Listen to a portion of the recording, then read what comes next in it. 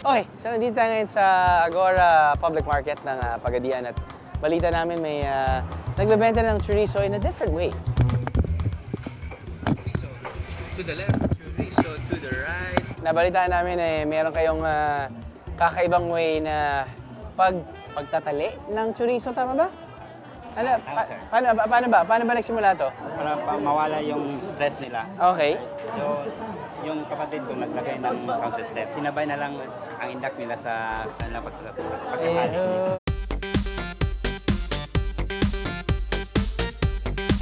Mabilis yung kanilang paggawa, pagtali. Yes, sir. So, chorizo lang po yung ito, katulad na ito. Longganisa at Longganisa. Yes, sir. Pero yung chorizo at saka longganisa, pareho lang yun, sir. Pareho lang yan. Yes, sir. Anong pinagkaiba?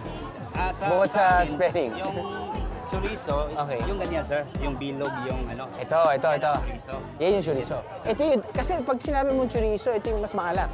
Dapat. Yung chorizo sa amin, sir, yung bilog ang yun, at saka ang yung small intestine ng baboy Yung wrapper. Yes, sir. Yung wrapper. Yes, sir. Pero yung longganisa, small intestine din. Ay, hindi. Plastic. Hindi nakakain ng plastic wrapper ng longganisa rito na kadalasang piniprito sa mantika o nilalaga sa tubig. Pwede nyo rin namang tanggalin ng plastic bago lutuin, which I strongly suggest. Kuya, kumusta ka dyan? Ayos na? Ilang taon mo na ginagawa to? Matagal na. Pinakatuig na, mga 5 years na? 5 years na. 5 years. Pwede bang pasubok? Saan ba pwede namin pasubok, kuya? Diyan, doon. Doon. Okay. Ako daw susubok. Paano? Okay. Pasok.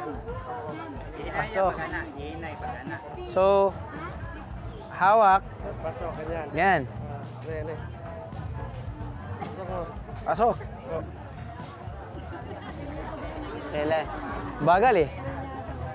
Tapos, pasok ulit.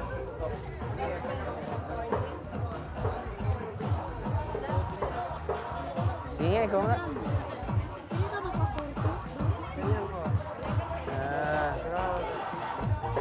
Ganon. So pag ganon, kuha dito. Yan. Pasok. Pasok dito. Yan. Yun. Sabay. Pasok ulit.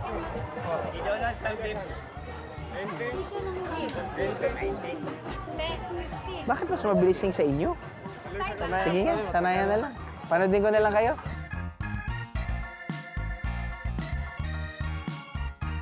₱10 kada 5 piraso ang bentahan ng parehong longganisa at chorizo. Pwede na. Ano, nabitig ka sa biyahe? God! All you gotta do is just subscribe to the YouTube channel of GMA Public Affairs and you can just watch all the Behind the Drew episodes all day, forever in your life. Let's go! Yeehaw!